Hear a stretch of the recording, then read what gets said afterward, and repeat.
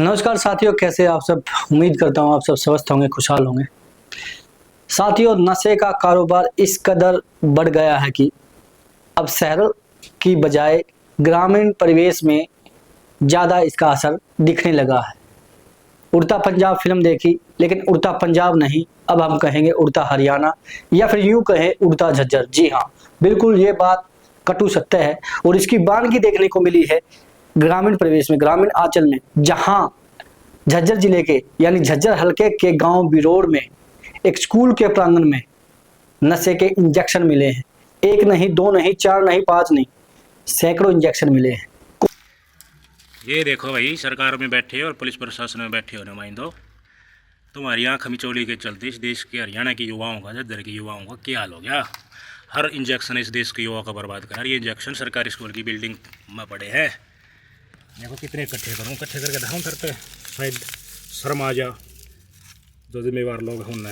ये देखो कितने इकट्ठे करवाओगे। ये देखो, ये है इंजेक्शन नशे के, ये है। कौन है इसके पीछे, किसका हाथ है, कौन हमारे भविष्य के साथ खिलवाड़ कर रहा है। आखिर कब तक ये नशे का कारोबार चलेगा। और नशे के कारोबारियों को ये भी सोचना चाहिए कि कहीं ना कहीं आप अपने चंद पैसे के लिए, अपनी चंद पैसों की कमाई के लिए आप एक परिवार का नुकसान कर रहे हैं, पूरे परिवार को बदनाम कर रहे हैं, प्रदेश का भविष्य, देश का भविष्य बर्बाद कर रहे हैं। आखिर क्यों। सवाल ये है कि झज्जर के बिरोड़ गांव में ये इंजेक्शन कैसे पहुंचे, वो भी सरकारी स्कूल के प्रांगण में। प्राइमरी स्कूल है, बॉयज स्कूल है, उसके प्रांगण में ये नशे के इंजेक्शन मिले हैं जिनको यूज किया गया है। और ये पूरा जो खुलासा किया है गांव के ही पत्रकार, जो ग्रामीण प्रवेश में काफी अच्छी पत्रकारिता करते हैं, जेपी सहरावत, वो स्वयं गए, स्वयं उन्होंने स्कूल का विजिट किया, गांव में जाकर देखा कि किस तरह से नशे का कारोबार या नशे का जो एक खेल खेला जाता है वो किस तरह से गांव में फल फूल रहा था, कौन था इसके पीछे, किसका हाथ है, आखिर कैसे ये इंजेक्शन वहां पहुंचे, ये कहीं ना कहीं बड़ा सवाल है। ये है भाई हरियाणा के युवाओं का भविष्य है जो इस कोने में पड़ा है। इंजेक्शन, सिरंज, फॉइल पेपर, 10 का नोट, रुपया जड़ा बड़ा और मार का इंजेक्शन कब दे कोण में भगाना। ये है हरियाणा के युवाओं का भविष्य। देखो एक बार आँख खोल के, ये कैरियर बन रहा है भाई हरियाणा के युवाओं का। झज्जर जिले की तस्वीरें दिखा रहा हूँ। एक जगह देखो युवाओं का कैरियर कैसे बन रहा है। झज्जर पुलिस आँख बीच का शो है। झज्जर पुलिस न्यू का नाम लगा रही है। सीएम राइड सैनी की साइकिलोथॉन यात्रा में कई लोगों ने साइकिल रजिस्टर करवा दी, उनका साथ चलेंगे नशा मुक्ति अभियान में। लेकिन झज्जर पुलिस को इतना टेम नहीं है कि वो गाँव मामा का न्यू देखा कि युवा का भविष्य साथ की खिलवाड़ हो रहा है। हर कौन ये नशे की खेप की सप्लाई कर रहा है।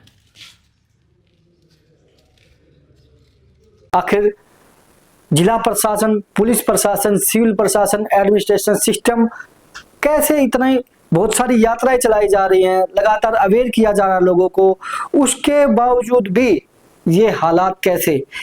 शहरों में आपने सुना होगा कि शहरों में युवा जो है नशे का जो है उनका पर्सनल दिखाई दे रहा है, नशे को लेकर वो काफी चीजें करते नजर आ रहे थे, लेकिन अब ये चीजें गांव स्तर पर पहुंच गई है। गांव में लोग जो है नशे को लेकर काफी चिंतित हो गए और जैसे ये खबर फैली उसके बाद पूरा गांव, आसपास के गांव, पूरा झज्जर चिंतित है कि आखिर कैसे इतनी बड़ी मात्रा में नशे के इंजेक्शन कैसे स्कूल के प्रांगण में मिले और किस तरह से, कौन लोग हैं जो ये नशा करते हैं। नशा करने वाले तो ठीक, उनके पीछे उनको प्रदान करने वाले, उनको मुहैया कराने वाले वो कौन लोग हैं, ये बड़ा सवाल है। सवाल उठता है सिस्टम पे, सवाल उठता है प्रशासन पे, सवाल उठता है सरकार पे कि आखिर जब आप इतना प्रयास कर रहे हैं उसके बावजूद भी, जब इन चीजों पर रोक है उसके बावजूद इतनी तादाद में, और वो भी एक गांव में, एक छोटे से गांव में। शहरों में तो ये चीज देखी जाती थी, पंजाब में ये नशा बढ़ा, उसके बाद हरियाणा में दस्तक दी। हरियाणा दस्तक होने के बाद लगातार सरकार ने अपने स्तर पर प्रयास किए, अधिकारियों ने अपने स्तर पर प्रयास किए, लेकिन अब ये लुका छुपी कब तक, इस पर कंट्रोल क्यों नहीं, कब इस पर अंकुश लगेगा, ये कहीं ना कहीं सवाल सबके मन में है कि ये रुका नहीं है। भले ही दावे कितने बड़े किए गए हों, लेकिन नशा रुका नहीं है। ये है भाई हरियाणा सरकार के सरकारी स्कूल की बिल्डिंग। ये बंद हो चुकी है क्योंकि स्ट्रेंथ का कारण बच्चे कर दिए दूसरे स्कूल में शिफ्ट। ये बड़ा पढ़ाई तो होती कोई ना कि मैं और हो है क्या हो रहा है वो तब मैं दिखाऊंगी।